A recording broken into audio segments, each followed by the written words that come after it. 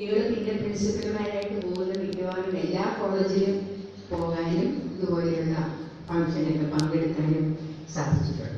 കഴിഞ്ഞ കുറേ ഒരു 4-5 വർഷമായിട്ട് ശാരീരികാസ്വാസ്ഥ്യങ്ങളുള്ള ഒരാളാണ് ഞാൻ. അതുകൊണ്ട് ഞാൻ ചിലപ്പോഴൊക്കെ നോ പറയാറുമുണ്ട്. പക്ഷെ നാരായണപിള്ളയ്ക്ക് വിളിച്ചാൽ ഞാൻ ഒരിക്കലും ഇതൊന്നും പറയില്ല. വളരെ സന്തോഷത്തോടു കൂടി തന്നെയാണ് ഈ കോളേജ് യൂണിയൻ ഇനോഗ്രേഷൻ ചെയ്യാമെന്ന് സമ്മതിച്ചത്. എൻ്റെ അനിയൻ എന്നോട് എപ്പോഴും പറയുമായിരുന്നു, ശ്രീദേവി സാധാരണ മറുപടിയാണല്ലോ ആദ്യം അയക്കുന്നത്. എനിക്ക് എഴുത്തയക്കുമ്പോൾ അത് എഴുത്ത് കിട്ടിയിട്ടാണല്ലോ നമ്മളൊക്കെ മറുപടി അയക്കുന്നത്. ഞാൻ നേരെ തിരിച്ചാണ്, മറുപടി ആദ്യം അയച്ചിട്ട് എഴുത്തിന് കാത്തിരിക്കുന്ന ആളാണെന്ന് പറയും. ഇഷ്ടമുള്ള ആളുകളോട് ഒരുപാട് അടുക്കുകയും ഇഷ്ടമില്ലാത്തവരെ കുറച്ചകത്തി നിർത്തുകയും ചെയ്യുന്നത് കൊണ്ട് വലിയ തരക്കേടില്ലാതെ 10-75 വയസ്സായിട്ടും കുഴപ്പമൊന്നുമില്ലാതെ എനിക്ക് ജീവിക്കാനും സാധിച്ചിട്ടുണ്ട്. ഞാനിങ്ങനെ വരുന്ന സമയത്ത് പഴയ കാര്യങ്ങളൊക്കെ നാരായണപിള്ളയോട് പങ്കുവെച്ചുകൊണ്ട് വരികയായിരുന്നു. വാസ്തവത്തിൽ എൻ്റെയൊക്കെ സ്കൂൾ ജീവിതം, ഞാൻ BEd പഠിച്ചത്, ഞാൻ ആദ്യമായിട്ട് അധ്യാപികയായിട്ട് വട്ടിയൂർക്കാവ് സ്കൂളിൽ പോയത്, ഇതെല്ലാം എൻ്റെ ഒരു ആത്മകഥയുടെ സിംഹഭാഗമായിട്ടും ചെറിയൊരു ഭാഗമല്ല. എൻ്റെ കുടുംബം, ദാമ്പത്യ ജീവിതം എന്നൊക്കെ പറയുന്നത് പോലെ അതിനേക്കാൾ കൂടുതലായിട്ട് എനിക്ക് എൻ്റെ ഔദ്യോഗികമായ ജീവിതം വളരെ എന്നെ വളർത്തിയിട്ടുണ്ട്. അതിൽ പഠിച്ച കോളേജുകളിലൊക്കെ തന്നെ, സ്കൂളുകളിലും കോളേജുകളിലും ഒക്കെ എനിക്ക് കിട്ടിയിട്ടുള്ള ഏറ്റവും വലിയ ഭാഗ്യമെന്ന് ഞാൻ വിചാരിക്കുന്നത് എൻ്റെ അധ്യാപകർ തന്നെയാണ്.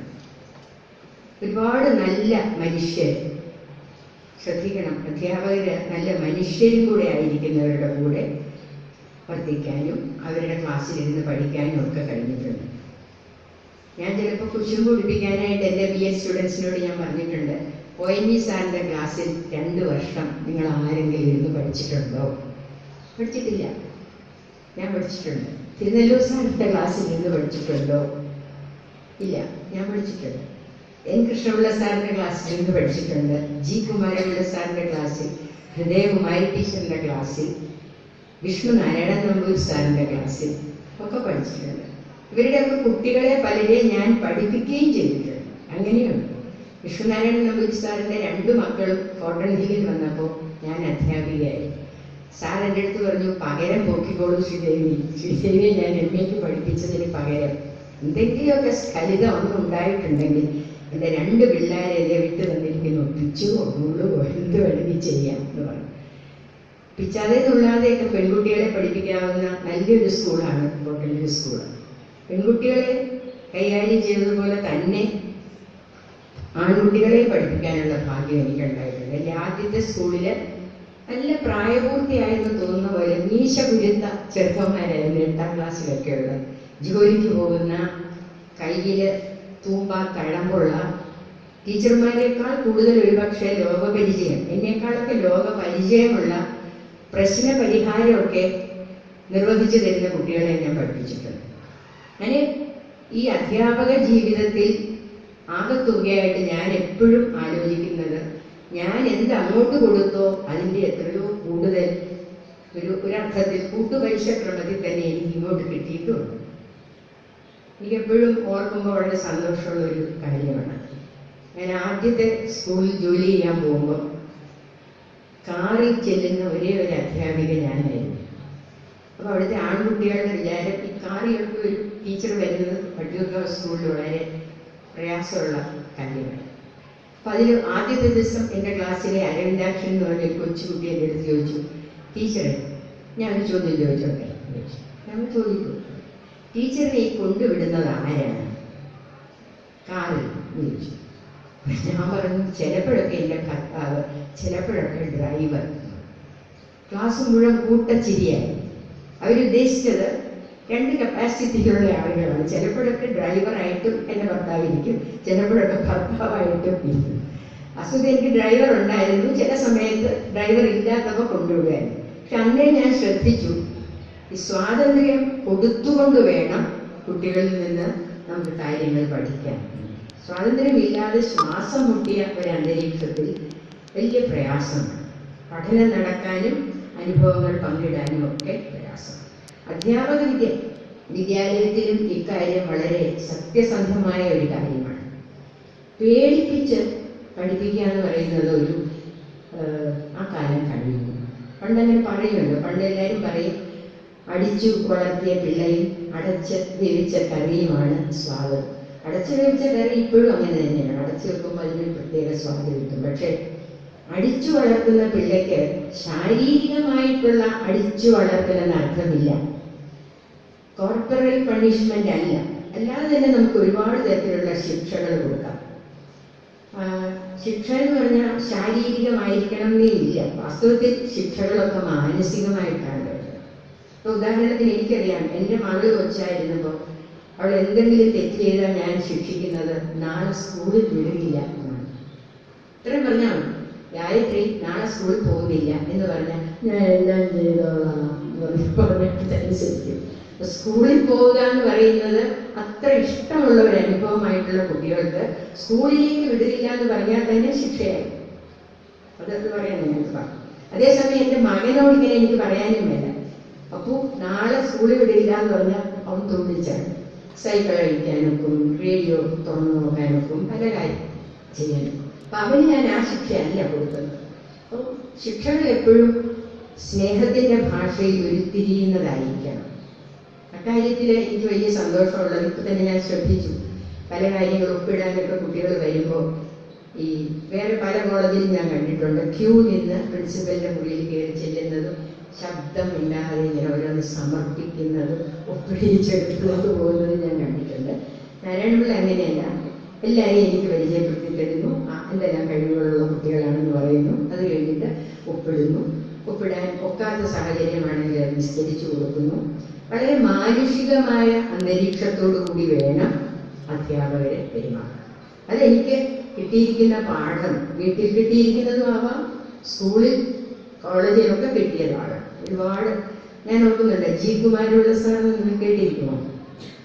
നിങ്ങളുടെ തലമുറയ്ക്ക് സുപരിചിതനല്ല, പക്ഷെ ഒന്നാന്തര ഒരു അധ്യാപകനായിരുന്നു. മോഡേൺ ഇംഗ്ലീഷ് ഞങ്ങളെ പഠിപ്പിച്ച സാറായിരുന്നു. സാറ് എൻ്റെ ഒരു ബന്ധുവും കൂടെയാണ്, കുമാരപിള്ള സാർ. ഞാൻ കല്യാണമൊക്കെ കഴിഞ്ഞ് 2 കുട്ടികളായി കഴിഞ്ഞാൽ ഈ ഇംഗ്ലീഷ് എംഎക്ക് പഠിക്കാൻ പോയത്. സാറിനറിയാം, ഞാനിങ്ങനെ ഒരു ദിവസം സാറ് ക്ലാസ്സിൽ വരുമ്പം മൂക്കിപ്പൊടി വലിച്ചിട്ട്, സാർ എപ്പോഴും മൂക്കിലേക്ക് ഇങ്ങനെ പൊടി വലിച്ചു കയറ്റിയിട്ട് തുടച്ചുകൊണ്ട് വരുമ്പോൾ ചില ദിവസങ്ങളിൽ ഒരു മൂക്കിൽ ഒരു ചെറിയൊരു അംശം ഇങ്ങനെ ഒലിച്ചതുപോലെ നിൽക്കും. ഇപ്പൊ ഞാനൊരു ചെറിയ കടലാസ് എടുത്ത് എൻ്റെ അടുത്തിരിക്കുന്ന കുട്ടികൾക്ക് അതിനകത്ത് വാലറസ്, നീർനായ വാലറസ് എഴുതിയിട്ട് അതിൻ്റെ മൂക്കിൽ നിന്ന് വരുന്ന പോലെ ഇരിക്കും കണ്ടാൽ ആ കടലാസ് ഇങ്ങനെ പാസ് ഓൺ ചെയ്തു പോയി. സാറ് ഞങ്ങൾ പഠിപ്പിച്ചുകൊണ്ടിരുന്നതിന് ഇടയ്ക്ക് പഠിപ്പിക്കുന്നതാണെന്നുള്ള ഭാവത്തിൽ സാറ് പറഞ്ഞു, Sridevi, you leave these things to your children. You are a mother, I know. Don't play with me. സാറിന് കാണാം ഞാൻ ഈ ക്ലാസ്സിനെ പാസ് ഓൺ ചെയ്യുന്നത്. ആ ക്ലാസ്സിലെ ഏറ്റവും മുതിർന്ന കുട്ടി, അമ്മയായ കുട്ടിയായ ഞാൻ, യൗവനം വന്നുദിച്ചിട്ടും ചെറുതായില്ല ചെറുപ്പം എന്ന് കാണിച്ചാൽ എങ്ങനെ ശിക്ഷിക്കണം, എങ്ങനെ വാചികമായി ശിക്ഷിക്കണമെന്ന് സാറിനറിയാം. ഞാൻ സത്യം പറഞ്ഞാൽ നാണിച്ച് എങ്ങനെയെങ്കിലും അവിടുന്ന് രക്ഷപ്പെട്ടാൽ മതി എന്ന് വിചാരിച്ചു. പിന്നെ ഞാൻ മുറിയിൽ പോയി. വൈകുന്നേരം പറഞ്ഞു, സാറേ എനിക്കൊരു കുസൃതി തോന്നി. ചിലപ്പോൾ സാറിനെ കാണുമ്പോഴുണ്ടല്ലോ ഒരു ഇങ്ങനെ വാലറസിന്റെ ഓർമ്മ വരും നോക്കിയില്ല, അതുകൊണ്ടാണ് എനിക്കട്ടെ. പക്ഷെ നീ ഇങ്ങനെ ഒരു തുണ്ടൊക്കെ എഴുതി ക്ലാസ്സിൽ എല്ലാവരെയും ചിരിപ്പിക്കുക, നീ മാത്രമല്ല. അപ്പൊ ഞാൻ പറഞ്ഞു, സാറേ ഒരു തമാശ ഉണ്ടായാൽ അത് പങ്കിടണ്ടേ, അതുകൊണ്ട് ഞാൻ ഇങ്ങനെ കൊടുത്തയച്ചു. പക്ഷെ ഇത് ഞാൻ പറഞ്ഞു എന്തിനാണെന്ന് അറിയാമോ, എത്ര മുതിർന്ന ആളുകളായിട്ട് പഠിക്കുമ്പോഴായാലും കൊച്ചുകുട്ടികളായിരിക്കുമ്പോഴും ഈ ഒരു ഇപ്പോഴത്തെ ഭാഷയിൽ പറഞ്ഞ ഒരു ലിങ്കിങ് അല്ലെങ്കിൽ ഒരു bonding, it's good. Teacher pupil relationship എന്നാണ് അതിനെ വിളിക്കുന്നത്.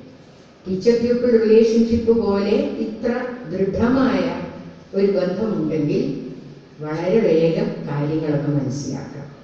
എന്തെങ്കിലും ഒരു കാര്യം ക്ലാസ് എടുക്കുമ്പോൾ ഞാൻ എൻ്റെ കുട്ടികളോട് പറയാറുണ്ട്, ഞാൻ ഇപ്പം എടുക്കുന്നത് മനസ്സിലായിട്ടില്ല എന്നുണ്ടെങ്കിൽ നോട്ട് ചെയ്ത് വെക്കും, പിന്നെ ചോദിക്കും, തിരുത്തി തരാം, ബുദ്ധിമുട്ടില്ല. അങ്ങനെ ഒരു പ്രകൃതി എനിക്കുണ്ട്.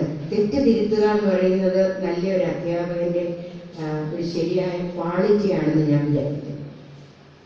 തെറ്റ് വരുത്താതിരിക്കാം, കുറച്ചുകൂടെയൊക്കെ റെഫറൻസ് നോക്കുകയാണെങ്കിൽ നോക്കും. പക്ഷെ പെട്ടെന്ന് നമ്മൾ ശീലിച്ച പല കാര്യങ്ങളും തെറ്റിച്ചും തെറിച്ചും ഒക്കെ പറയും. കൊച്ചു ക്ലാസ് ആകുമ്പോൾ ചിരിപ്പിക്കാം, മുതിർന്നു കഴിയുമ്പോൾ അങ്ങനെയല്ല.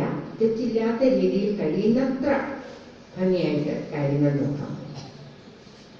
വിദ്യാഭ്യാസത്തിനെ പറ്റി എനിക്കുള്ള അഭിപ്രായം ഞാൻ സ്വരൂപിച്ചിരിക്കുന്നത് എൻ്റെ തന്നെ അധ്യാപകരുമായിട്ടുണ്ടായ അനുഭവങ്ങളും എൻ്റെ സ്കൂൾ വിദ്യാഭ്യാസവും ഒക്കെ തന്നെയാണ്. കാര്യത്തിൽ എനിക്ക് ലജ്ജയില്ലാതെ പറയാനൊക്കും, ഇന്നത്തെ കുട്ടികൾക്കുള്ള അടിസ്ഥാന സൗകര്യങ്ങൾ പലതും ഇല്ലാതെ ഞാനോട് എൻ്റെ അടുത്ത് ചോദിക്കുകയും ചെയ്തു. അത് ടീച്ചറൊക്കെ കൊച്ചായിരുന്നപ്പോൾ സ്കൂളിലൊക്കെ പോകുമ്പോൾ എന്തെങ്കിലും ഈ ഇല്ലവല്ലായ്മകളോ ദാരിദ്ര്യമോ ഒക്കെ ഉണ്ടായിരുന്നു. തീർച്ചയായിട്ടും ഉണ്ടായിരുന്നു. ദാരിദ്ര്യം എന്ന് പറഞ്ഞാൽ ആഹാരം കഴിക്കാനില്ലാതെ അല്ല. ഞങ്ങൾക്കൊരു കുടുംബ വീടുണ്ട്, തെങ്ങും മാവും പ്ലാവും എല്ലാം ഉണ്ട്. അപ്പൊ അതൊക്കെ എടുത്തിങ്ങനെ ഭക്ഷണമോ അതൊന്നുമല്ല പ്രധാനം, അതൊക്കെ ഉണ്ട്. പക്ഷെ വളരെ ഭംഗിയുള്ള ബാഗുകളോ കൊടയോ ചെരുപ്പോ നല്ല യൂണിഫോമുകളോ നല്ല ഡ്രസ്സോ അങ്ങനെയൊന്നുമില്ലായിരുന്നു. പിന്നെ അന്നൊരു കുറച്ചിൽ തോന്നാത്തതിന്റെ കാരണം ഇത് ഒറ്റപ്പെട്ട സംഭവമൊന്നുമില്ല. ആ സമൂഹത്തിലുള്ള എല്ലാ കുഞ്ഞുങ്ങളും ഏറെക്കുറെ അങ്ങനെയാണ്. ചെരുപ്പിട്ട കാര്യങ്ങൾ ഞാൻ കണ്ടിട്ടേയില്ല. 7ാം ക്ലാസ്സിലും 8ാം ക്ലാസ്സിലും ഒക്കെ പഠിക്കുമ്പോൾ ഒറ്റ കുട്ടിക്കും ചെരുപ്പുണ്ടായിരുന്നില്ല. അപ്പോൾ ഇല്ലവല്ലായ്മകള് ഒരു പരക്കെ എല്ലാവർക്കും ഉള്ളതാകുമ്പോൾ നമുക്ക് വിഷമമില്ല. നേരെ മറിച്ച് ബാക്കി കുട്ടികൾക്ക് എല്ലാവർക്കും സൗകര്യങ്ങൾ ഉണ്ടായിരിക്കുമ്പോൾ നമുക്കില്ലാതിരിക്കുന്നതാണ് ബുദ്ധിമുട്ടുണ്ടാകുന്നത്. അതുകൊണ്ട് അതൊരു വലിയ ഞങ്ങളൊക്കെ പഠിക്കുമ്പോൾ സ്പെഷ്യൽ ഫീസ് പോലെ കൊടുക്കേണ്ടതാണ് 2.5 രൂപയോ മറ്റായിരുന്നു. പക്ഷെ ആ 2.5 രൂപ എത്ര പേർക്കെന്നറിയാമോ? ഞങ്ങൾ 9 മക്കളാണ്. ഇത്രയൊക്കെ പേർക്ക് കൊടുക്കാനുള്ള സാമ്പത്തിക സൗകര്യം ഇല്ലാത്തതുകൊണ്ട് ഞാനൊരു എന്നും ചോദിക്കും, ഫീസ് കൊടുത്തിട്ട് അച്ഛാ പൈസ ഉണ്ടോ? അപ്പം അച്ഛനൊരു സ്ഥിര ഒരു വാചകമുണ്ട് ഞങ്ങൾ മക്കളോട് പറയുന്നത്. അച്ഛൻ അഡ്വക്കേറ്റ് ആയിരുന്നു, കോടതിയിൽ പോവുകയില്ല. നല്ല ആഹാരമൊക്കെ കഴിച്ച് 10 മണിയാകുമ്പോഴത്തേക്കും പോകണമല്ലോ എന്ന് വിചാരിച്ച് വളരെ പ്രയാസപ്പെട്ട് എൻ്റെ അമ്മ എല്ലാം റെഡിയാക്കി കഴിയുമ്പോൾ അച്ഛനൊരു ഇലയൊക്കെ ഇട്ട് സുന്ദരമായിട്ട് ആഹാരമൊക്കെ കഴിക്കും. ആഹാരം കഴിച്ചു കഴിഞ്ഞാൽ തന്നെ കോടതിയിൽ പോകാൻ ആർക്കും തോന്നുന്നില്ല. അച്ഛൻ പറഞ്ഞ് പുറത്തോട്ട് പോയിട്ട് വരട്ടെന്ന് പറഞ്ഞ് ഇറങ്ങിപ്പോകും. ഗുണശേഖര കമ്പനി എന്ന് പറഞ്ഞൊരു കമ്പനി ഉണ്ടായിരുന്നു. അവിടെ നന്നായിട്ട് ചീട്ട് കളിക്കുന്ന കുറേ ശേഖരന്മാരുണ്ട്. അച്ഛനിങ്ങനെ പോകുമ്പോൾ അവർ പറയും, കുറുപ്പ് സാർ ഇങ്ങോട്ട് വന്നല്ലോ, നമുക്ക് 56 കളിക്കാന്ന് പറയും. അച്ഛൻ കയറിയിരുന്ന് 56 കളിച്ചിട്ട് നല്ല ഓർമ്മശക്തിയോടെ അച്ഛൻ അവരുടെ കൂടി ഇരുന്ന് 56 കളിച്ചിട്ട് ഏകദേശം കോർട്ടൊക്കെ കഴിഞ്ഞ ആളുകൾ വരുന്ന സമയം നോക്കി അച്ഛൻ വീട്ടിൽ വരും. പാവം എൻ്റെ അമ്മയ്ക്ക് ഇതൊന്നും ഒന്ന് അറിയാൻ വരും. ഞങ്ങളൊക്കെ വലുതായപ്പോൾ ഞങ്ങൾക്കറിയാം. എന്താന്ന് ഞങ്ങൾ പോകുമ്പോൾ വാമനപ്പയ്യൻ എന്ന് പറഞ്ഞ ഒരാൾ, ശ്രീദേവി കുറുപ്പ് സാർ അവിടെ ഉണ്ടോ? ഇപ്പം ഞാനുണ്ട്, വരാൻ പറ, ആളുകളൊക്കെ കോറം കഴിഞ്ഞു, നമുക്ക് ചീട്ട് കളിക്കണ്ടേ എന്ന് അങ്ങനെ പറഞ്ഞാൽ ഞാനിത് അറിഞ്ഞത്. പക്ഷെ ഞാൻ ശ്രദ്ധിച്ചത് അച്ഛൻ ഞങ്ങളോടൊന്നും ഒരിക്കലും ദേഷ്യപ്പെട്ടിട്ടില്ല. ചിലപ്പോൾ ഈ ഇല്ലവല്ലായ്മകളുള്ള ആളുകൾക്ക് ഡെഫിഷ്യൻസി കൊണ്ട് പെട്ടെന്ന് ദേഷ്യം ഉണ്ടാകും. അച്ഛൻ ദേഷ്യമേ ഇല്ല. അച്ഛാ പിന്നെ ഫീസ് തരാമോ? അച്ഛൻ ഞാനൊന്ന് പുറത്തോട്ട് പോയിട്ട് വരട്ടെ. അതിനർത്ഥം അത് കഴിഞ്ഞാൽ കിട്ടുന്ന ഉടനെ എൻ്റെ അമ്മൂമ്മയുടെ ഒരു ആത്മകഥ പുറക്കെ കേൾക്കാം. എന്നെ പുറത്ത് ഏതാണ്ട് കൊണ്ട് വെച്ചിട്ടുണ്ടോ? ഇതാ ഞാൻ കേട്ട് വളർന്നിട്ടുള്ളത്. ഞാൻ പോയിട്ട് തിരിച്ചു വന്ന് അച്ഛൻ നാളെ ഫീസ് കൊടുക്കാമോ? അപ്പോഴും ഒരു നാണവും ഇല്ലാതെ അവരവന്റെ കൊച്ചിന്റെ മുഖത്താണെങ്കിലും നോക്കുമ്പോൾ നാണിക്കേണ്ടതല്ലേ അച്ഛന്മാരിങ്ങനെയൊക്കെ കാണിച്ച. അച്ഛൻ്റെ ഞാൻ നാളെ ആയിട്ടൊന്ന് പുറത്തോട്ട് ഇറങ്ങിയിട്ട് വരട്ടെ. അപ്പൊ പിന്നെ അത് ഫില്ലപ്പ് ചെയ്യാൻ എനിക്കറിയാം. എൻ്റെ അമ്മൂമ്മ പറയുന്നത് ഞാൻ കേട്ടിട്ടുണ്ട്. പക്ഷെ അമ്മൂമ്മ പറയുന്നതിലെ ഹാസ്യം എനിക്ക് വലിയ ഇഷ്ടമായിരുന്നു. എൻ്റെ അച്ഛൻ്റെ കഴിവുകേട് എന്ത് ഭംഗിയായിട്ടാണ് അമ്മൂമ്മ പറഞ്ഞുകൊണ്ടിരുന്നത്. ഞാൻ പുറത്ത് ഏതാണ്ട് കൊണ്ട് വെച്ചിട്ടുണ്ട്. അത്ര ചോദിക്കും. എൻ്റെ അമ്മയ്ക്കും ഒരുപാട് സഹനശക്തി ഉണ്ടായിരുന്നു. ഒന്നാമത് 9 മക്കളെയൊക്കെ പ്രസവിച്ച് വളർത്തുക എന്ന് പറയുമ്പോൾ തന്നെ സഹനശക്തി ഇല്ലാതെ പറ്റിയില്ല. അത് കഴിഞ്ഞിട്ട് എല്ലാം ഞങ്ങളുടെ കുടുംബത്തിലത്തെ ഒരു രീതി, എല്ലാവരും എല്ലാം എന്താ റിയാലിറ്റിയുമായിട്ട് ബന്ധപ്പെട്ട് നമ്മൾ സഹിച്ചോളുക എന്നുള്ളതാണ്. ഇപ്പോൾ ഈ ഫീസിൻ്റെ കാര്യം ഉദാഹരണം പറഞ്ഞപ്പോൾ ഞാൻ ഒരു നല്ല കാര്യം ഓർക്കുന്നുണ്ട്. സാർ എൻ്റെ ഒരു ബന്ധു പിന്നെ കുറേ ദിവസം ഫീസ് കൊടുത്തില്ലെങ്കിൽ ഞങ്ങളെ പുറത്താക്കുമായിരുന്നു. അപ്പോൾ അതിൻ്റെ ലിസ്റ്റ് സാറിങ്ങനെ വായിക്കുക. വായിച്ച് വന്നപ്പോഴത്തേക്ക് സാർ ഇങ്ങനെ ക്ലാസ്സിൽ നോക്കിയപ്പോൾ എൻ്റെ പേരുണ്ട് ഇതിനകത്ത്. അങ്ങനെ സാറ് സൂക്ഷിച്ച് എന്നെ ഇങ്ങനെ നോക്കിയിട്ട് എൻ്റെ പേര് സ്കിപ്പ് ചെയ്ത് അടുത്ത ആളിൻ്റെ പേര് വായിച്ചു. എനിക്കപ്പോൾ നന്നായിട്ടറിയാം ഞാൻ ഫീസ് കൊടുത്തിട്ടില്ല, അതുകൊണ്ട് പേര് വരേണ്ടതാണ്. സാർ എന്നെ വൈകുന്നേരം വിളിച്ചിട്ട് പറഞ്ഞു, ഞാൻ അമ്മയോട് പോയി പറയണം, ഒരുപാടൊന്നും എനിക്കിങ്ങനെ ഓർമ്മ ചേർത്ത് നിൽക്കിയില്ല, ഞാൻ പേരൊക്കെ വായിക്കുന്നില്ല, അതുകൊണ്ട് ഈ ഫീസ് കൊടുത്തിട്ടില്ല. ഈ ഫീസ് കൊടുത്തിട്ടില്ല എന്നുള്ളതൊരു കുറ്റമൊന്നുമല്ല. അവിടെ ഒത്തിരി പേരുണ്ട് ഫീസ് കൊടുക്കാത്ത. അല്ല, നമ്മൾ ഒരാളാണെങ്കിൽ എന്നെ നാണിക്കേണ്ടതായിട്ടുള്ളൂ. ഒരു സമൂഹം ഫീസ് കൊടുക്കാത്തവരുണ്ട്. എന്ന് മാത്രമല്ല, വെളിയിലാക്കി എന്തൊരു സന്തോഷമാണ്. മരത്തിൽ കയറാം, ഓടിക്കളിക്കാം, വെള്ളം കുടിക്കാൻ പോകാം. ഒരു സാറ് നമ്മളോട് ഈ ഫീസ് കൊടുക്കാത്ത ഒരു വലിയ തെറ്റാണെന്നൊന്നും പറഞ്ഞിട്ടില്ല. ഹോംവർക്ക് ചെയ്യാതെ ചെന്നാലും അടിച്ചിട്ടില്ല, തെറ്റാന്നൊന്നും പറയില്ല. ഹോംവർക്ക് ചെയ്യാത്തവർക്കെല്ലാം ഞങ്ങളുടെ പ്രധാന അധ്യാപകന്റെ മുറിയിലേക്ക് പറഞ്ഞയക്കും. ഒരു അന്നത്തെ ഏറ്റവും വലിയ പേടി സ്വപ്നമായിരുന്നു കുട്ടികൾക്ക് ആ സാറിന്. ഒരു ബ്രാഹ്മണനായിരുന്നു. സാറിന്റെ മുറി ചെല്ലുമ്പം സാർ ഒരു 7 or 8 തരം ചൂരൽ ഇങ്ങനെ അവിടെ വെച്ചിട്ടുണ്ട്.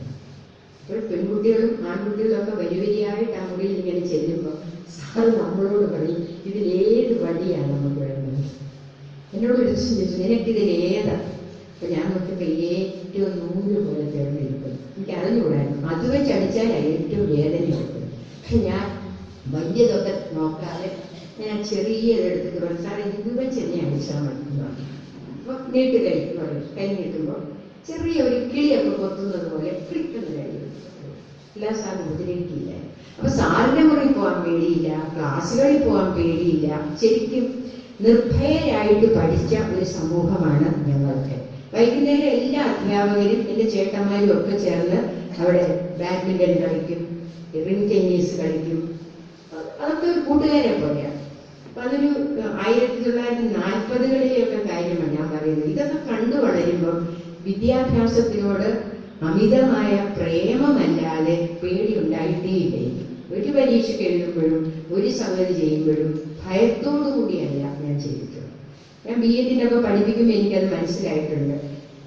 ഒരു 1-2 കുട്ടികളൊക്കെ എന്നോടത് പറഞ്ഞിട്ടുള്ളൂ. എന്ത് പ്രശ്നം വന്നാലും ടീച്ചറിന്റെ പേടിയില്ലല്ലോ. പേടിച്ചിട്ട് എന്താവില്ല, പ്രശ്നം പരിഹരിക്കാൻ ഒരുപാട് മാർഗങ്ങളുണ്ട്, അതേതെങ്കിലും നോക്കണം എന്നുള്ളത്. അപ്പൊ നിങ്ങൾ ഈ BEdന്റെ കുട്ടികൾക്കോട് എനിക്ക് പ്രധാനമായിട്ട് പറയാനുള്ളത്, നിങ്ങൾക്ക് ഒരുപാട് തരത്തിലുള്ള ഭാഗ്യങ്ങൾ കിട്ടിയവരായിട്ട് പോലും ഈ കോഴ്സ് ചെയ്യുമ്പം നിങ്ങൾക്ക് നെർവസ്നെസ് ഉണ്ട്. ഒരുപാട് തരത്തിലുള്ള എഴുത്തും വായനയും ഒക്കെ വേണമല്ലോ. അത് പാടില്ല. അതെല്ലാം ഒരു നല്ല കാര്യത്തിന് വേണ്ടിയാണ്, കൂടുതൽ പഠിക്കുന്നതിന് വേണ്ടിയാണ്, അറിയുന്നതിന് വേണ്ടിയാണെന്ന് മനസ്സിലാക്കുക. ഓരോ പുതിയ അറിവും നല്ല അറിവായിട്ട് സ്വീകരിക്കുക എന്നുള്ളത്. ഞാനത് ആരിൽ നിന്ന് കിട്ടിയാലും എടുക്കും. അപ്പം മീൻ വിൽക്കുന്ന ആളിന് മീൻ വിൽക്കുന്നതിനിടയിൽ കൂടെ നമ്മളോട് പലതും പറയാനുണ്ടാവും, അതും കേൾക്കണം. പച്ചക്കറി വാങ്ങിക്കാൻ പോകുമ്പോൾ അവിടെയും നമ്മൾ പെഡഗോജി പലതും പഠിക്കും.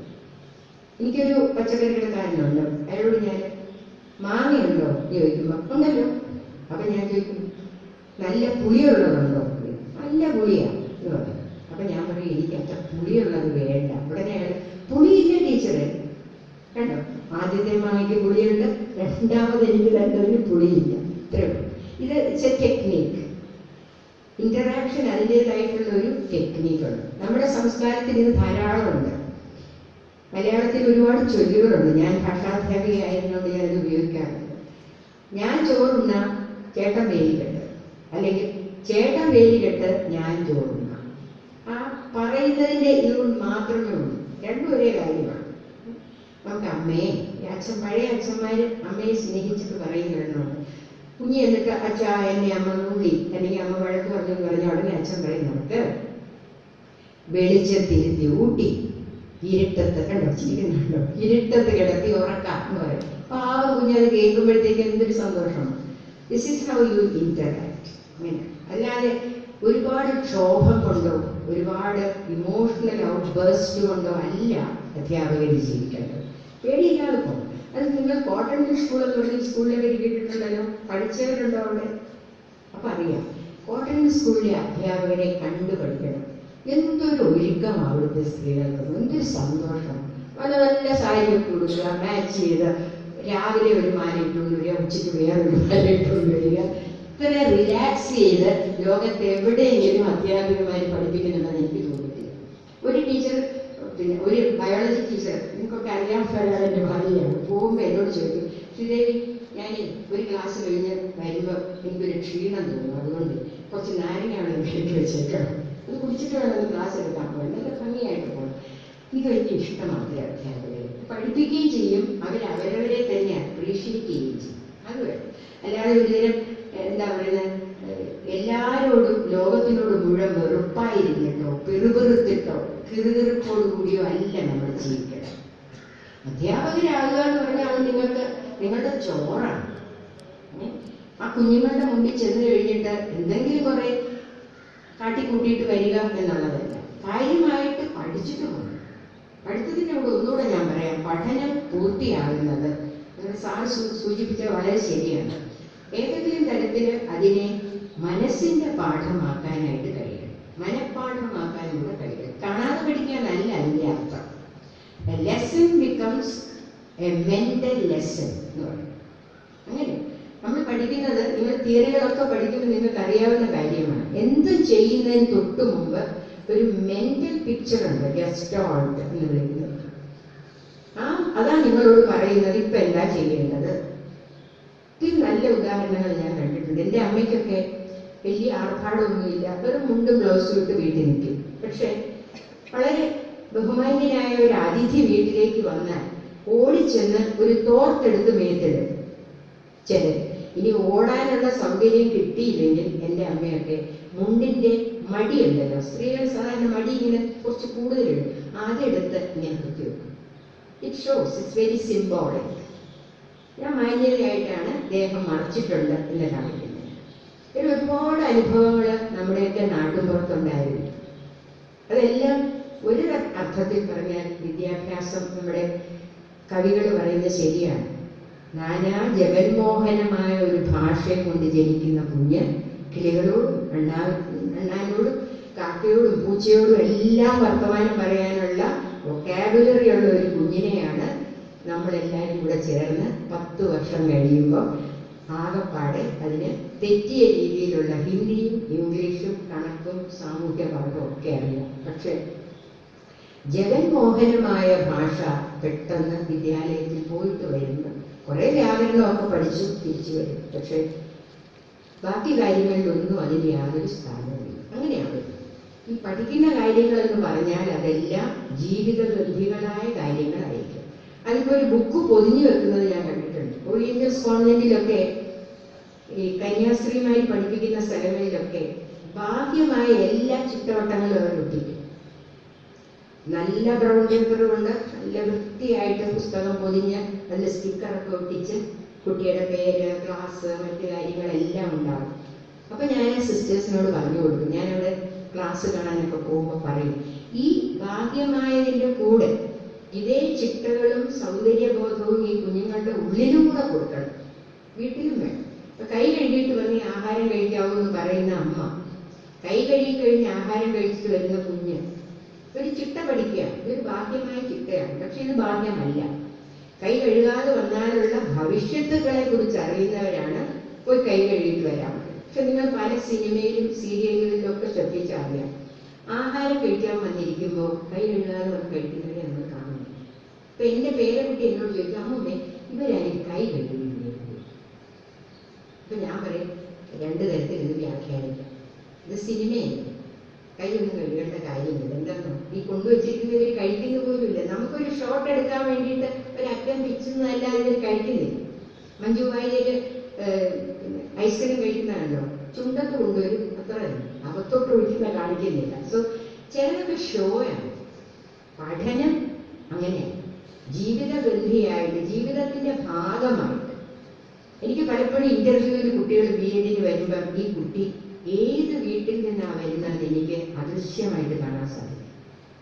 ഇപ്പൊ ഒരാളിങ്ങനെ കയറി വന്നപ്പോൾ ഞാൻ കാണുകയാണ്, BEdന്റെ അഡ്മിഷൻ കയറി വന്ന ഒരാള് കയ്യിലിരുന്ന കടലാസുകൾ താഴോട്ട് വീഴുടനെ അയാളത് എടുത്തിട്ട് പെട്ടെന്ന് കണ്ണിൽ വെച്ചു. സരസ്വതിയെ താഴെ ഇട്ടതിന്റെ ശീലം കൊച്ചിലെ പഠിപ്പിച്ചു കൊടുക്കുക. ബുക്കൊക്കെ താഴെ വീഴുമ്പോൾ ചെയ്യാറില്ലേ? ചിലർ ചെയ്യും. അപ്പൊ അയാളിങ്ങനെ അതെടുത്തിട്ട് കണ്ണിലൊക്കെ വെച്ചപ്പോ എനിക്കൊരു അദൃശ്യമായ ഒരു വീട് കാണാം. ഏത് വീട്ടിലാണോ, ഏത് സ്കൂളിലാണോ ഇയാൾ പഠിച്ചത്, അവിടെ ഇതെല്ലാം തരത്തിലുള്ള ചിട്ടവട്ടങ്ങളായിട്ട്, പ്രകൃതങ്ങളായിട്ട് മാറിയിട്ട്. കോട്ടൺ സ്കൂളിൽ ഞാൻ പലപ്പോഴും ശ്രദ്ധിച്ചിട്ടുണ്ടായിരുന്നു, ഞാൻ അവിടെ കുറച്ച് വർഷം പഠിപ്പിച്ചിട്ടുണ്ട്. ഈ ചില കുട്ടികൾ നമ്മളിങ്ങനെ കാര്യമായിട്ട് ഇപ്പം ഇതിലെ കുചേലവൃത്തമൊക്കെ പഠിപ്പിച്ചുകൊണ്ടൊക്കെ ഇരിക്കുമ്പോൾ കൃഷ്ണൻ ഇങ്ങനെ ഓടിച്ചെന്ന് ഉള്ളഴിഞ്ഞ് താഴത്തെഴുന്നള്ളി ഓടി വന്നു 7-ാം മണിയും ഇതൊക്കെ പഠിപ്പിക്കുമ്പോൾ എൻ്റെ ക്ലാസ്സിലെ ചില കുട്ടികൾ സന്തോഷത്തോടെ പറന്ന് തല ചൊറിയുന്നു. എല്ലാ സന്തോഷം ഈഷ്ടത്തെയും കിട്ടി. ചൊറിയുന്നത് മാത്രമല്ല, ഒരു കുന്നു പേനൊക്കെ തലയിൽ എടുത്തിട്ട് ഡെസ്കിൽ വെച്ചിട്ട് ടക്ക പൊട്ടിക്കുക. ഒരു ദിവസം ഞാൻ അടുക്ക ചെന്ന് നോക്കിയപ്പോൾ ഒരു കൊച്ച് ഒന്ന് ചത്തിട്ട് നല്ല ചത്തില്ലാത്ത കൊല്ലുന്നു. ഞാൻ ചെന്നു കണ്ടു. എനിക്ക് വളരെ സന്തോഷം തോന്നി. പെൺകുട്ടികൾക്ക് വാസ്തവത്തിൽ തലയിൽ പേൻ വേണമെന്നാണ് ഞാൻ പറയുന്നത്. എന്താണ്, കൊച്ചിലെ തന്നെ കൊല്ലാനുള്ള ഒരു ശീലം അവർക്ക് കിട്ടും. പിന്നെ മീൻ വെട്ടാനോ ഒരു കോഴിയെ വെട്ടാനോ ഒന്നും പേടിക്കണ്ടേ. ഇതിനെയൊക്കെ ഒന്ന് ചവിട്ടി ചവിട്ടിയൊരു ശീലം. അപ്പൊ ഞാൻ ആ കുട്ടിയോട് ചോദിച്ച് ചിരിച്ചോണ്ടപ്പോഴും കൃഷിയൊക്കെ എങ്ങനെയുണ്ട്? നല്ല വിളവാ ടീച്ചർ, നിറച്ചുണ്ട്. അതെന്തുകൊണ്ടാണ് ഞാൻ അങ്ങനെ ചോദിച്ചതുകൊണ്ട്. നേരെ മറിച്ച് ഉടനെ ഞാനൊരു ക്ലാസ് എടുക്കുകയാണ്, ഹൈജീനിനെ പറ്റി ഒരു ക്ലാസ് എടുക്കുകയാണ്. പേനുണ്ടായാലുള്ള ദോഷങ്ങൾ പറഞ്ഞു കൊടുക്കാനൊക്കെയാണെങ്കിൽ ചിലപ്പോൾ ആ കുട്ടികളോട് അങ്ങനെ പെരുമാറി നിൽക്കുകയും ഞാൻ പക്ഷെ പറഞ്ഞു കൊടുത്തു. ഞാൻ അവരോട് വളരെ ചീത്തയാണ്, ഈ പേൻ കടിച്ചാൽ പലതരത്തിലുള്ള ടെറ്റനസ് പോലത്തെ അസുഖമൊക്കെ വരും. അപ്പൊ അവൾ എന്നോട് പറഞ്ഞു, പിന്നെ ടീച്ചർ ഒരുപാടുണ്ടെങ്കിൽ അവര് തമ്മിൽ കടിച്ചു കൊടുക്കും. ലോജിക്. പക്ഷെ അവരുടെ തല ഇങ്ങനെ വളഞ്ഞു നോക്കിയപ്പോൾ എനിക്ക് മനസ്സിലായി അവരെല്ലാം അവളെ കടിച്ചിട്ടുണ്ട്. അതൊന്ന് രജിസ്റ്റർ ചെയ്തിട്ടില്ല ആ കുട്ടിക്ക്. ഒരുപാടുണ്ടെങ്കിൽ കുറേയൊക്കെ അവരൊക്കെ കടിക്കുമായിരിക്കും, എനിക്ക് അറിഞ്ഞൂടാ. പക്ഷെ ഇവിടെയാണ് കടിച്ചിരിക്കുന്ന മുഴുവൻ.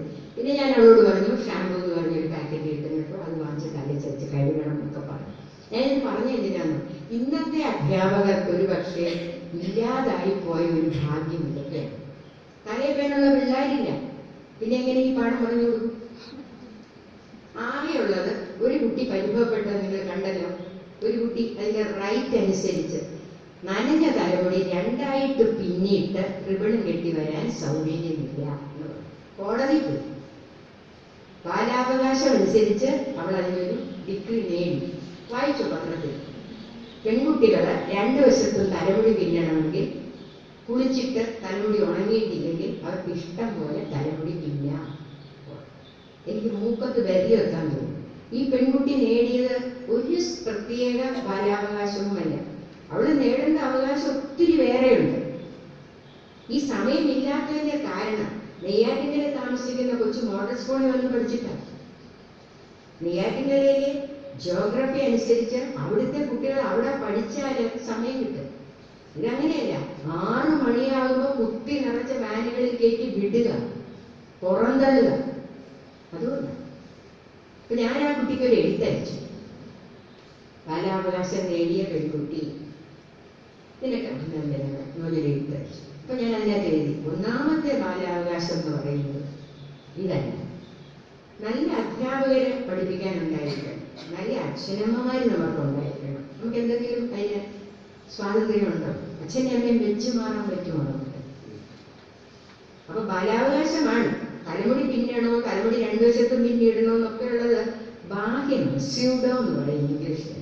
സ്യൂഡോ എന്ന് പറഞ്ഞാൽ സീമിംഗ്ലി എന്നാണ് അർത്ഥം. അതുപോലെ തോന്നുന്നത്. നിങ്ങൾക്കൊക്കെ അറിയാം, ഒരുപാട് മുക്കുപണ്ടങ്ങളുണ്ട്. ഇപ്പൊ കണ്ടാൽ സ്വർണത്തിനെ വെട്ടിക്കും. സ്വർണ്ണം ഒരുപടി പുറകോട്ടാണ്. മുക്കുപണ്ടം ആയതുകൊണ്ട് തന്നെ കൂടുതലായിരിക്കും. അങ്ങനെയല്ല. അതുപോലെ ഈ പ്രശ്നങ്ങൾ എന്ന് പറയുന്നത് പ്രശ്നങ്ങളുമാണ്, പ്രശ്നാഭാസങ്ങളുമാണ്.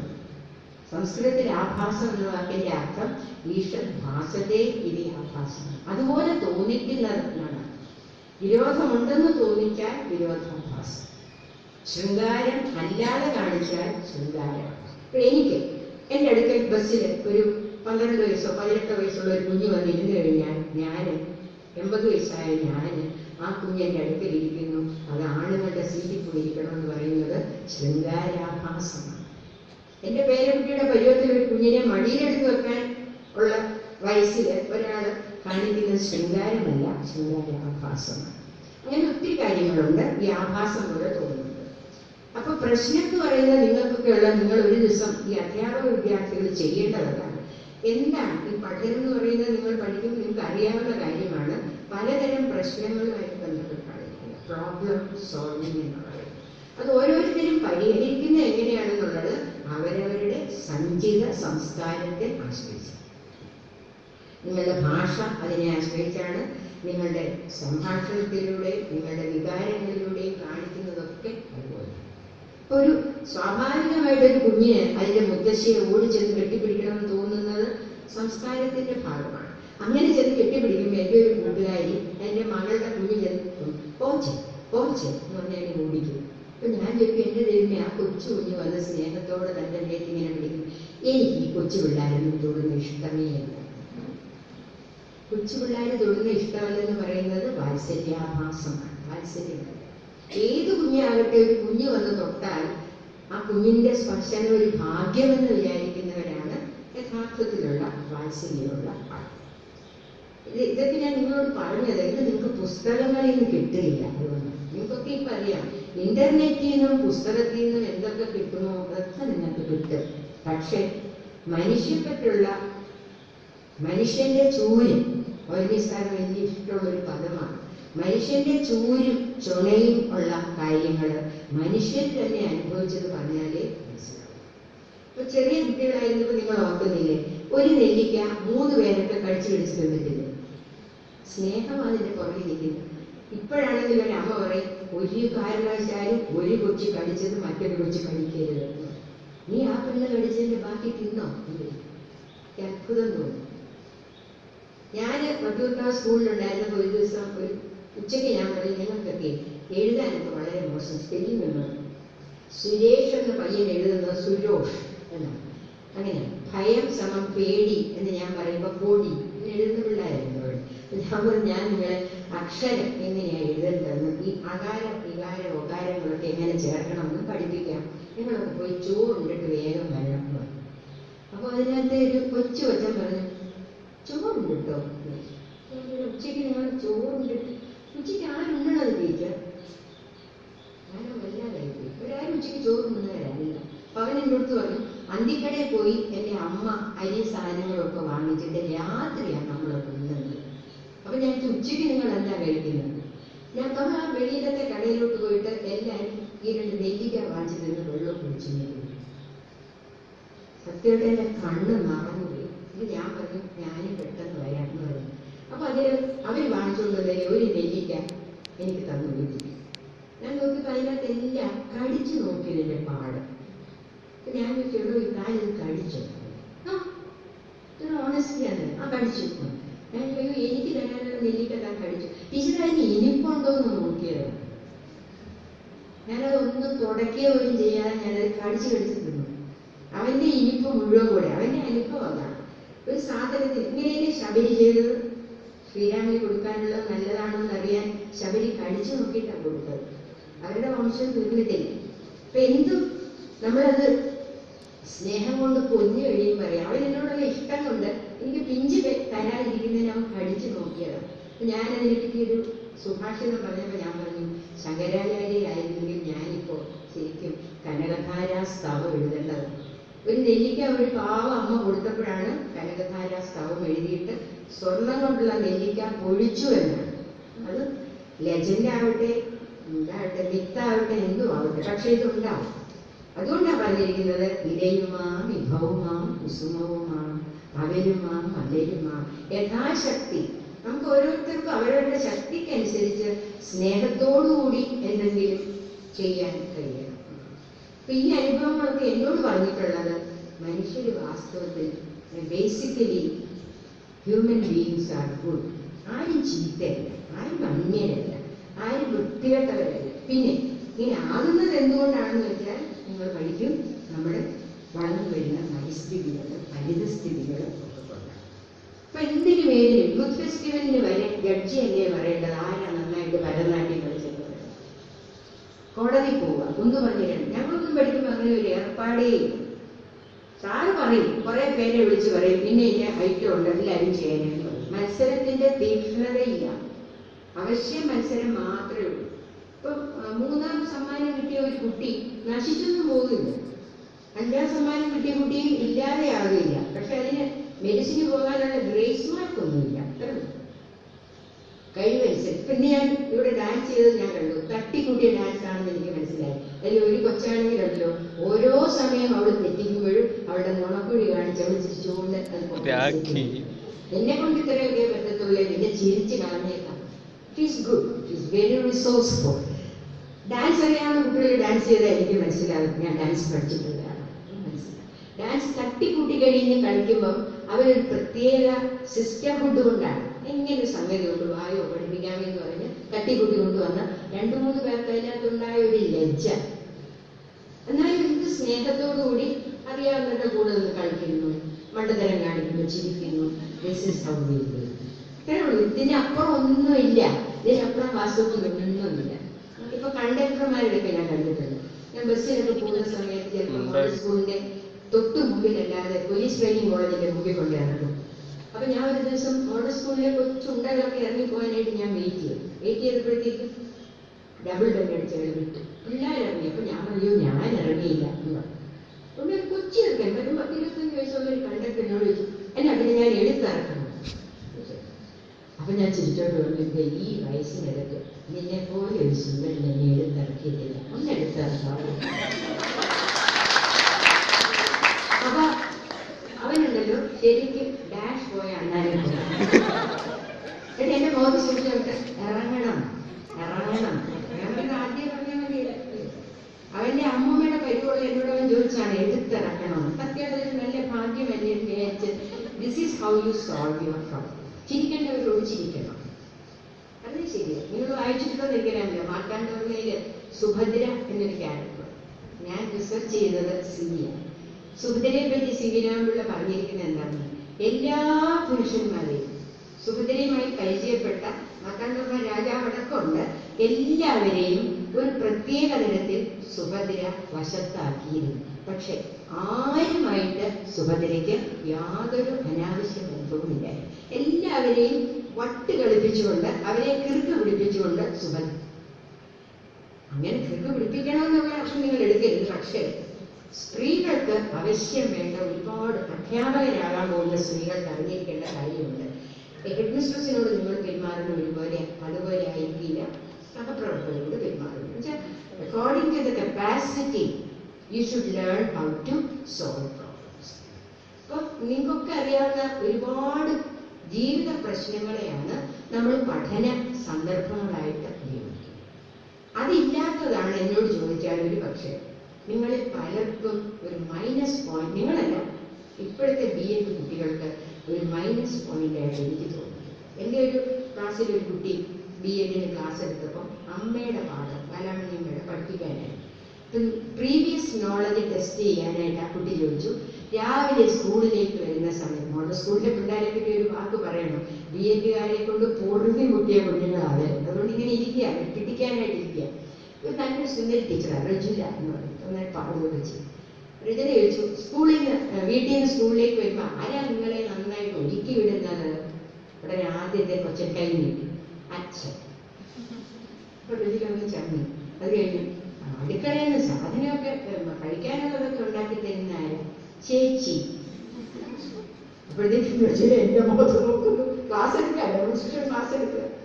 ഞാൻ ഒന്നും മിണ്ടാതെ ഞാൻ ചേച്ചിക്ക് എന്താ ആരും എടുത്തു കൊടുക്കാം, കുഴപ്പമില്ല. അത് കഴിഞ്ഞപ്പോൾ തലമുടിയൊക്കെ ചെയ്ത് തരുന്ന ആരാ? അച്ഛമ്മ. ജമ്മം ചെയ്താൽ അമ്മ എന്നൊരു വാക്ക് പറഞ്ഞു. ഇനിയാണ് രജിലയുടെ അരങ്ങേറ്റം. രജില അത് ശരി.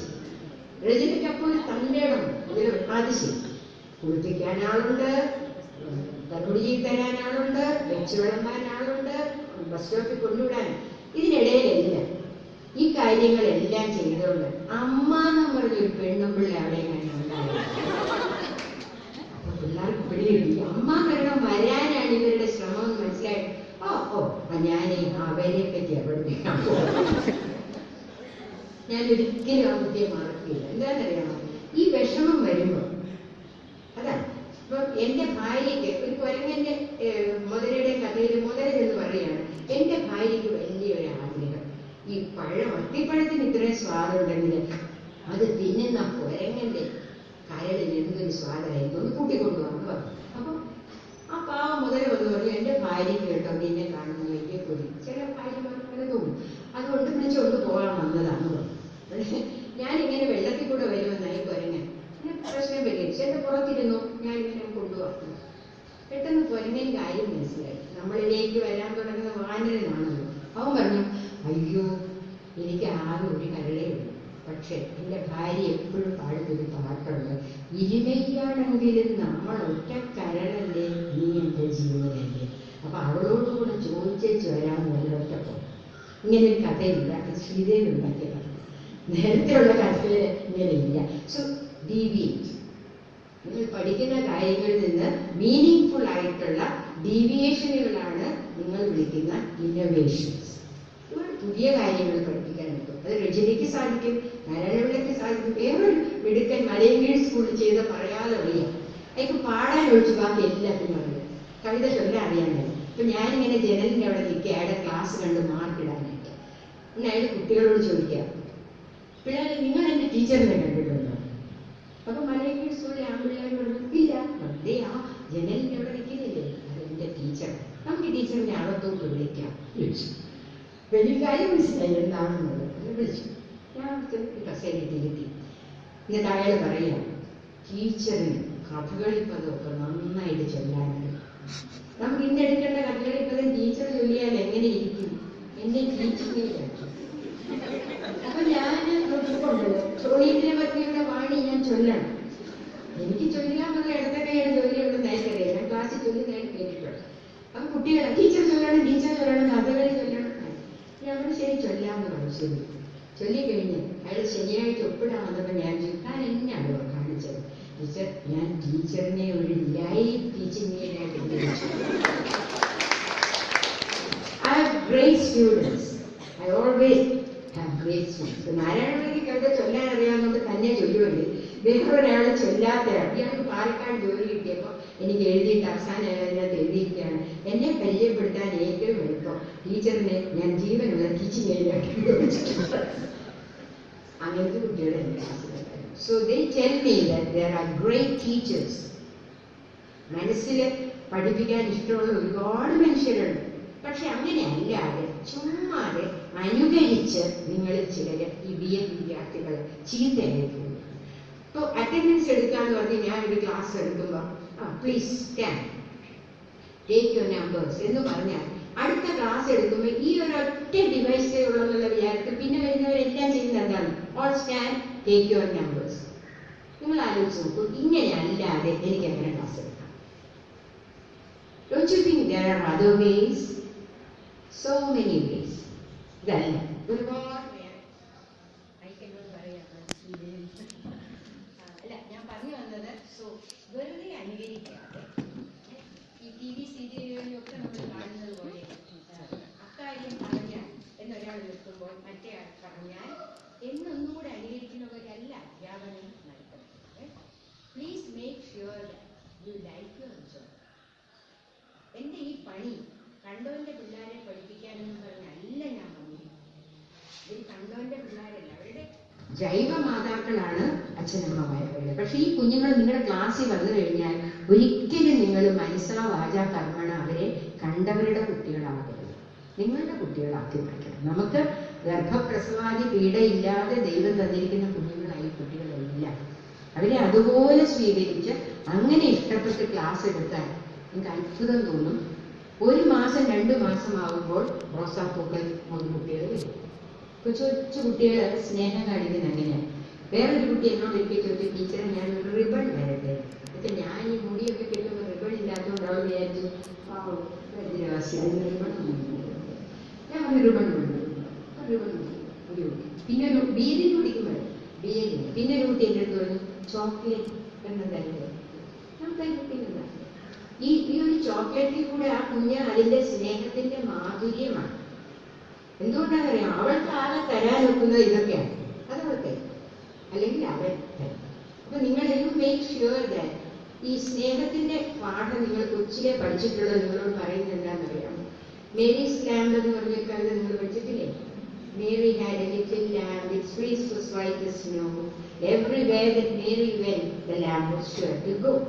മേരിക്കൊണ്ടൊരു കുഞ്ഞാട്, മേനി വെളുത്തൊരു കുഞ്ഞാട്. അതിന്റെ അവസാന സ്റ്റാൻസയിൽ ശ്രദ്ധിച്ചാൽ അറിയാം, ഈ ആട്ടുകുട്ടിക്ക് മേരിയോടുള്ള സ്നേഹം കാരണം it made the children laugh and play to see a lamb at school. അവൻ വന്നു, സ്കൂളിലും വന്നു. ആട്ടുകുട്ടി. So the teacher turned him out. വെളിയിൽ പോടാന്ന് പറഞ്ഞ് ആടിനെ ഓടിച്ചു. But he lingered there. അവൻ പോയില്ല. Waited patiently around till Mary did appear. Mary വരുന്നവരെ അവൻ അവിടെ നിന്നു. അപ്പൊ കുട്ടികൾ ചോദിച്ചു സംശയത്തോടെ, what makes the lamb love Mary so? എന്താ ഈ ആട്ടുകുട്ടിക്ക് ഇത്ര സ്നേഹം? അപ്പൊ ടീച്ചർ എന്ത് പറഞ്ഞു? What makes the lamb love Mary so? The eager children cried. Why? Mary loves the lamb, you know. The teacher did reply. മേരിക്ക് ആ കുഞ്ഞാടിനോടുള്ള ഇഷ്ടം മാത്രമാണ് അവനെ കാണിക്കുന്നത്. So this is mutual. നിങ്ങളെ കുട്ടികൾക്ക് ഇഷ്ടപ്പെടണമെങ്കിൽ ഒറ്റ ഒരു കുറിപ്പടി അതിനുള്ളൂ, നിങ്ങൾക്ക് കുട്ടികളെ ഇഷ്ടപ്പെടും. അത്രേ. അപ്പൊ നിങ്ങളുടെ കുട്ടികൾ വലുതായി കഴിഞ്ഞ് ക്ലാസ്സൊക്കെ കഴിഞ്ഞ് പോയാലും ഇപ്പൊ എന്നെ നാരായണോട്ട് വിളിക്കുന്നത് പോലെ നിങ്ങളിൽ ഒരാളെ വിളിക്കണമെങ്കിൽ, നിങ്ങളിൽ ഒരാളെ കല്യാണത്തിന് വിളിക്കണമെങ്കിൽ, മക്കളുടെ കല്യാണത്തിന് വിളിക്കണമെങ്കിൽ, ഇതിനൊക്കെ നാരായണോട് സൂചിപ്പിച്ച പോലെ ഒരു ഗാർഹികമായ ബോണ്ടിങ്ങും കൂടെ ഉണ്ടാകും. നിങ്ങൾക്ക് പലപ്പോഴും തോന്നിയിട്ടില്ലേ ഒരു നല്ല അധ്യാപകനെ വീട്ടിലേക്കൊന്ന് വിളിക്കണം? തോന്നിയിട്ടുണ്ട്. പേടിച്ചിട്ട് ചിലപ്പോൾ വിളിച്ചു കാണുന്നു. എന്നെ വിളിച്ചിട്ടുണ്ട്. എന്നോടൊരു തിക്കുറിശി സുമാരനായുടെ മകൾ ഒരു ദിവസം ടീച്ചറെ, ഞാൻ എത്ര പറഞ്ഞിട്ടും അമ്മയ്ക്ക് മനസ്സിലാവുന്നില്ല, ടീച്ചറിനെ ഞാൻ ഒരു ദിവസം എൻ്റെ വീട്ടിൽ കൊണ്ടുപോയത്. അപ്പൊ ഞാൻ ചോദിച്ചു, താനാരാ? തൻ്റെ വീട്ടിൽ. എൻ്റെ വീട്ടിൽ എന്നെ സ്വന്തം സൂക്ഷിച്ച് വേണം. പക്ഷെ എൻ്റെ അച്ഛൻ അത്ര നല്ല മനുഷ്യനൊന്നുമില്ല. തിക്കുറിശി ചെറിയ ചീത്തപ്പേരുള്ള സമയമാണ്. ഞാൻ ചോദിച്ചു കലേശ്വരിയോട്, എന്താ അങ്ങനെ? അല്ല, അച്ഛനെ ടീച്ചർ കേട്ടിട്ടില്ലേ? അച്ഛന് ഭാര്യമാരൊക്കെ കൂടുതലുള്ളതൊക്കെ കേട്ടിട്ടില്ലേ? അവിടെ ഞാൻ എത്തിപ്പിടിപ്പിക്കുമ്പോഴാണ് പാവമില്ല, സ്വർഗത്ത് പഠിപ്പിക്കുമായിരുന്നു. പക്ഷെ എന്തൊരു she was A great student. എന്നെ ഒത്തിരി ശിഷ്യരുടേതായിട്ടുള്ള ഭാഗങ്ങൾ നിങ്ങൾ എന്നെ വിളിച്ച് വീട്ടിൽ കൊണ്ടു അമ്മയെ കാണിക്കാൻ. അവരുടെ കാറ് വന്നപ്പോൾ ഞങ്ങൾ കൊണ്ടു. എന്നിട്ട് അവരും ഇപ്പൊ മരിച്ചു. കുറിച്ചിയുടെ യങ്ങസ്റ്റ് ഭാര്യയും വിളിച്ചു. വീട്ടിൽ ചെന്നപ്പോൾ ഞാൻ ആലോചിക്കുക, കുറെ ഈ കലമാന്റെ കൊമ്പുകളും കുറെ കാട്ടുപോത്തിന്റെ കൊമ്പും ഒക്കെ അമ്മസ് വെച്ചിട്ടുണ്ട്. ഇപ്പൊ കുറിച്ചിയുടെ ഭാര്യ എന്നോട് പറയാ, ടീച്ചറെ പിന്നെ ഇതിൽ ഓരോ കൊമ്പ് ടീച്ചറൊന്ന് സൂക്ഷിച്ച് നോക്കിയിട്ട് എന്ന് പറഞ്ഞു. നോക്കിയപ്പോൾ കൃഷി ഭാഗ്യത്തിന് അവിടെ ഇല്ല, മദ്രാസ്. അപ്പൊ ഇതിൽ ഓരോന്നുണ്ടല്ലോ എന്റെ ഭർത്താവിന്റെ കൃഷിയുടെ മുകളിലാണ്. കവിയ പറയാതെ ഒരു രക്ഷയില്ല. ഞാൻ പറഞ്ഞു എന്റെ ദൈവം ഒരു ഭാര്യ പറയാ ഇങ്ങനെ ഉണ്ടായിരുന്ന ചിലപ്പോൾ കണ്ടില്ലായിരുന്നു. പോയതക്കത്തിൽ എന്നോട് പറഞ്ഞത്. പിന്നെ കനേശ്വരി എൻ്റെ അടുത്ത് പറഞ്ഞു, അച്ഛനെ അമ്മയ്ക്ക് ഭയങ്കര പ്രേമമാണ് ഇപ്പോഴും. എന്നുവെച്ചാൽ മകളെ പോലെ മീനാസുലോചന വളരെ ചെറിയ കുട്ടിയായിരുന്നത് കുറിച്ച് കല്യാണം കഴിച്ചത് ഒറ്റ ഒരു മകളുള്ളതാണ് ഈ കനേശ്വരി. ഈ കുഞ്ഞെന്നോട് പറയായിരുന്നു, കനേശ്വരി എന്നോട് പറയായിരുന്നു, ഞാൻ ചിലപ്പോഴെല്ലാം വിചാരിക്കും ഒരു കാര്യം പറയട്ടെ ടീച്ചറിന് ആൺമക്കളുണ്ട്. ഉണ്ട്. എത്ര വയസ്സ് വരും? അപ്പൊ ഞാൻ അവിടെ പോകുന്ന സമയത്ത് 67 ജനിച്ച അപ്പൂന് 5 വയസ്സേ ആയിട്ടുള്ളൂ. അപ്പൊ ഞാൻ പറഞ്ഞു എന്റെ മകൻ 5 വയസ്സിൽ. ടീച്ചർ നേരത്തെ പ്രസവിക്കാത്തത്. ഞാൻ എനിക്ക് പറ്റിയില്ല. ഇപ്പോഴും അല്ല, ടീച്ചറിന് ഒരു മകൻ ഉണ്ടായിരുന്നു, എന്നെ കല്യാണം കഴിച്ചു. She was ready to be my daughter. എനിക്ക് സത്യം പറയാൻ അത്ഭുതം തോന്നി. ഒരു കെട്ടിപ്പിടിക്കുന്ന കുഞ്ഞു പറയാണ് എനിക്ക് ടീച്ചറിന്റെ മരുമകളായിട്ട് മകളായിട്ട്. അങ്ങനെ ഇത് ഞാൻ പറഞ്ഞതിനാണ്, വേറൊന്നും. ആ കുഞ്ഞ് പോയപ്പോ അതിന്റെ മകൾക്ക്, ആദ്യത്തെ മകൾക്ക് ഭദ്ര എന്ന് പേര്, രണ്ടാമത്തത് കവിത. ഈ ഭദ്ര എന്ന് പറഞ്ഞ കുഞ്ഞിനെ എഴുത്തിനിരുത്തിയത് ഞാൻ. എൻ്റെ അടുത്ത് പറഞ്ഞ് ഇവളെ എഴുത്തിനിരുത്തുന്ന ടീച്ചർ പ്രാർത്ഥിക്കേണ്ട ഒറ്റ ഒരു കാര്യങ്ങളുള്ളൂ, ഇവള് നന്നായി മലയാളം പഠിക്കണം, ഭാഷകളെല്ലാം പഠിക്കണം, നന്നായിട്ട് കവിത ചൊല്ലാൻ പഠിക്കണം, ദേഷ്യമേ ഇല്ലാതിരിക്കണം. ഞാൻ വാസ്തവത്തിൽ ആ കുഞ്ഞിനെ എഴുത്തിലെത്തിയപ്പോൾ ഇതെല്ലാം പ്രാർത്ഥിച്ചു. പിന്നെ ഞാൻ ആ കുഞ്ഞിനെ കാണുന്നത് അതിൻ്റെ കല്യാണത്തിന്, കനേശ്വരി മരിച്ചു കഴിഞ്ഞ എൻ്റെ കല്യാണത്തിന്.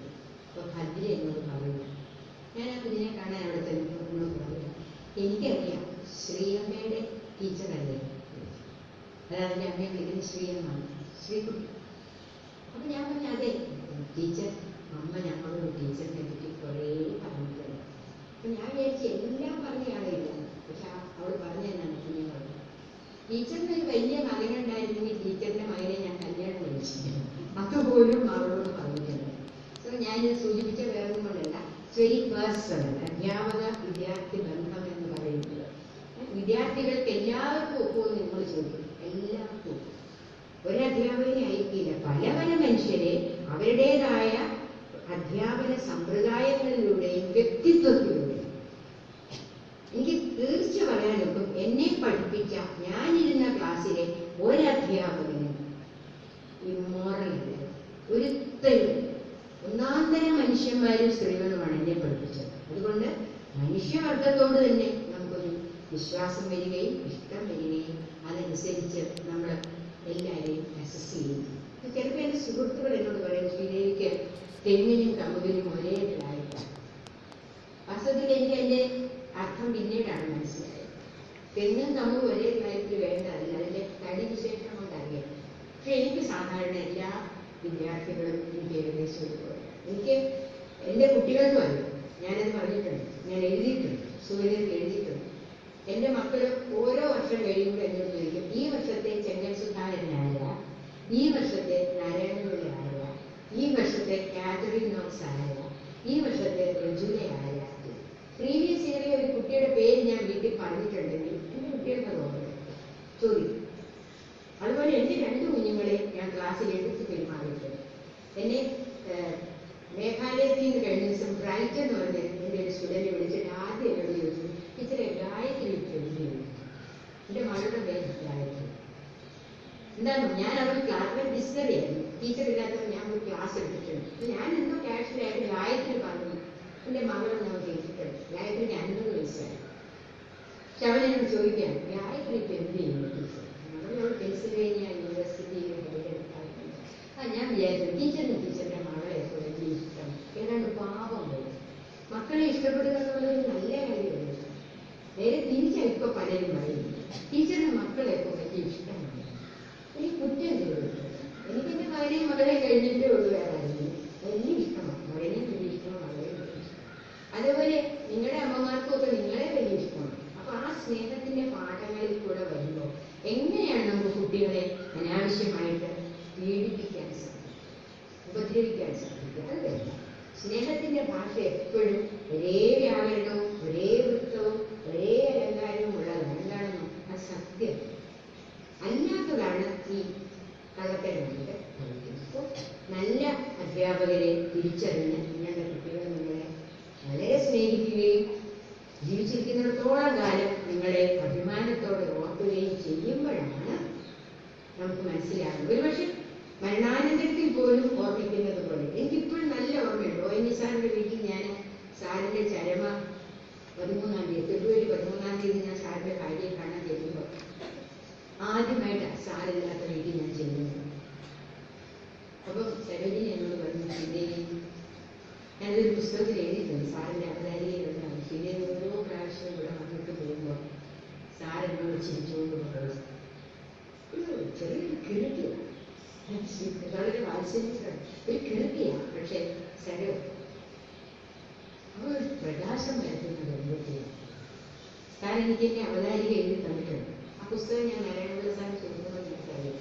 നാഷണൽ ബുക്ക് സ്റ്റോളിൽ അത് വരുന്നുണ്ട്. അത് വരുമ്പോൾ ഞാനത് തരാം. മാലാഖമാരുടെ ശബ്ദം എന്ന് പറഞ്ഞ് ഞാൻ ഈ പുസ്തകം എഴുതിയിട്ടുണ്ട്. അതിനകത്ത് സാർ അവതാരിക എഴുതിയിട്ടുണ്ട്. സാർ ഈ വരി എഴുതിയിട്ടുണ്ട്.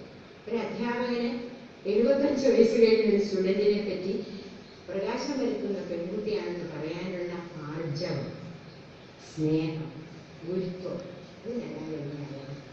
ഇത് മാത്രമല്ല, സാർ അത് എഴുതി തീർക്കുമ്പോഴും സാർ പറഞ്ഞിട്ടുണ്ട്, എന്നോട് പറഞ്ഞിട്ടുണ്ട്, എനിക്കൊരു പ്രത്യേകത ഉണ്ടായിരുന്നു. ഞാൻ MA പഠിക്കുമ്പോൾ 11 ആൺപിള്ളേരും ഞാൻ ഒരൊറ്റ സ്ത്രീയാണ്. ഞാൻ വിവാഹിതയായിരുന്നു. അത് വളരെ സേഫായ കാര്യമായിരുന്നു. ബാക്കി ചെറുപ്പന്മാരെല്ലാം ചേച്ചി ചേച്ചി എന്ന് പറഞ്ഞിട്ട് എന്നെ അവരുടെ ചേച്ചിയായിട്ട് കണ്ട് അങ്ങനെ ഞാൻ പഠിച്ചത്. അതുകൊണ്ട് മറ്റു കുഴപ്പങ്ങളൊന്നും ഉണ്ടായില്ല. അല്ലെങ്കിൽ ചിലപ്പോൾ അറിയാൻ ഒക്കില്ല. നമുക്ക് ഓരോരുത്തരോടായിട്ട് 11 പേരെ നടന്ന് ഇരുന്ന് പ്രേമിക്കേണ്ടതായിട്ട് വല്ലതും വരുമായിരുന്നു. അങ്ങനെ ഒരു പ്രശ്നം എനിക്ക് ഉണ്ടായില്ല എൻ്റെ പ്രകൃതത്തിൽ. ഇതെന്നോട് എൻ്റെ സ്റ്റുഡൻറ്റ് കൂട്ടുകാരൻ തന്നെ പറഞ്ഞാണ്, നന്നായി ടീച്ചറെ, ടീച്ചറൊന്നും അവർ 11 ആയിരുന്നത്, ടീച്ചർ കല്യാണം കഴിച്ചിട്ട് പോയിട്ട് നന്നായി, അല്ലെങ്കിൽ കാര്യങ്ങളൊക്കെ ചിലപ്പോൾ കഴിഞ്ഞു പറഞ്ഞതിനാണ് ടീച്ചർ. ഞാൻ ശരിയും എനിക്ക് ആയ എന്നോട് പറഞ്ഞതാണ്, ശ്രീദേവി എവിടെ പോയാലും ഞാൻ ശ്രദ്ധിച്ചിട്ടുള്ളൊരു കാര്യം. എനിക്കറിയാം, നിങ്ങളുടെ നാട്ടുകാരനാണ്, SV വേണുഗോപാൽ സാറിൻ്റെ ക്ലാസ്മേറ്റ്. വേണു എന്നോട് പറയും, ശ്രീദേവി എവിടെ പോയാലും അല്പം പ്രകാശം നൽകുന്നു. പോയിട്ട് തിരിച്ച് ആ വീട്ടിൽ അവിടെ പ്രകാശം കൊടുത്തിട്ട് പോയി. കുറച്ച് നേരത്തേക്ക് അവിടെ ആ ഗ്ലോ ഉണ്ടായിരിക്കും. എന്തുകൊണ്ട് ഞാൻ എവിടെ പോയിട്ടുണ്ടെങ്കിലും എൻ്റെ അധ്യാപകരൊക്കെ ഡാനിയൽ സാറിനെ കാണാൻ വരും, വൈലി സാറിനെ കാണാൻ വരും ഒക്കെ ആകെ നമുക്ക് കൊണ്ടുപോകാൻ ഒക്കുന്നത് ഈ പ്രകാശം, ഈ സ്നേഹം, കളങ്കമില്ലാത്ത സ്നേഹം. അത് കൊണ്ടുപോകും. അതനുസരിച്ച് അത് വർദ്ധിച്ചുകൊണ്ടേയിരിക്കും. എന്നെക്കാൾ 6 വയസ്സിനിടെ എൻ്റെ അനിയൻ മരിച്ചു പോകുന്നതിന് മുമ്പ് എന്നെ അവസാനമായിട്ട് കണ്ടപ്പോൾ അവൻ തന്ന പാഠമാണ്. ഞാൻ എന്നോട് ചോദിച്ചു, കൊച്ചുമോനെ നീ നരമ്പസാൻ അറിയാമോ? തൃശ്ശൂരായിരുന്നു, ഡോക്ടറായിരുന്നു, സൈക്കാട്രിസ്റ്റായിരുന്നു. ഞാൻ ചോദിച്ചു, കൊച്ചുമോനെ നീ എന്തെങ്കിലും മറന്നു വെച്ചിട്ടുണ്ടോ? സാധാരണ അവൻ്റെ നീളമുള്ള ജുപ്പ് അവിടെ ഇട്ടിട്ട് പോകും, പുതിയതെടുത്തിടുമ്പം എൻ്റെ മുടിയിൽ. അപ്പോൾ അവൻ്റെ അടുത്ത് വന്നു കുറിച്ചുകൊണ്ടുള്ള ഇംഗ്ലീഷ് ഒന്നും എന്നോട് പറയുന്ന ആളേ അല്ല, നല്ല മലയാളം പറയുന്ന ആളാണ്. യെസ്, ഞാൻ കളഞ്ഞു വെച്ചിട്ടുണ്ട്. I forgot to take my love to you. ഇവയോടുള്ള സ്നേഹം അവിടെ ഞാൻ മറന്നു വെച്ചിട്ടുണ്ട്. Find it everywhere. 11ാമത്തെ ദിവസവും മരിച്ചു. പിന്നെ ഇനി മരിച്ചു എന്നല്ല ഞാൻ അത് ആ പാഠമാണ്. എന്നിട്ട് പോകുമ്പോൾ ഞാൻ എഴുതിയിട്ടുണ്ട്, സ്നേഹം മറന്നു വെച്ച് പോകുമ്പോൾ ഒരു സുഭാഷിതം. നിങ്ങൾ ഓരോ സ്ഥലത്തും പോയിട്ട് സ്നേഹമാണ്, കാരുണ്യമാണ്, സഹാനുഭൂതിയാണ്, ഇതൊക്കെയാണ് മറന്നു വെക്കുന്നതെങ്കിൽ നേരെ മറിച്ച് ഒരു പുഴയോ ഒരു കണ്ണാടിയോ ഒരു മൊബൈലോ ഒക്കെയാണ് സാധാരണ നമ്മൾ മറന്നു വെച്ചിട്ടുള്ളത്. Please make sure that you leave, you forget, take your love, sincere, honest love. You be great. നല്ല കുട്ടികളായിരിക്കും. എൻ്റെ പേരക്കുട്ടികളെ പോലെ എനിക്ക് തോന്നുന്നു. നാരായണപിള്ളയുടെ കുട്ടികളെന്നുള്ളത് എനിക്ക് അതുപോലെ തോന്നുന്നു. സോ ഞാൻ ജനക്കുന്നത് ഇനോഗ്രേഷൻ്റെ ഭാഗമായിട്ട് ഈ വലിയ ഇഷ്ടമുള്ള ഒരു നല്ല കവിത വൈലി സാറിൻ്റെ ചൊല്ലിയാണ് ഔപചാരികമായിട്ട് ഞാൻ ഇതുവരെ പറഞ്ഞതെല്ലാം അതിൻ്റെ സിദ്ധാന്തങ്ങൾ, സ്നേഹത്തിൻ്റെ വശങ്ങൾ. സാർ മാത്രമേ ഉള്ളൂ എൻ്റെ അറിവിൽ ഈ രീതിയിൽ ജീവിതത്തിനെ കണ്ടിട്ടുള്ളത്. ജീവിതം നമുക്ക് എന്ത് തന്നു, എന്ത് തരാതിരുന്നു, രണ്ടിനും നന്ദി പറഞ്ഞ ജീവിതത്തെ തോൽപ്പിച്ച എൻ്റെ ഗുരുവിൻ്റെ ഓർമ്മയ്ക്ക് സാറിൻ്റെ ഒരു നല്ല കവിതയുണ്ട്, വായിച്ചിട്ടുണ്ടായിരുന്നു ചിലരൊക്കെ. നന്ദി നന്ദി നന്ദിക്ക്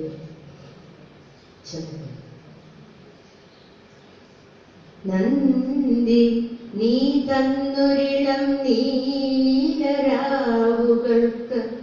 എന്നെ കുളിരണിയിച്ച നിലാവുകൾക്ക്,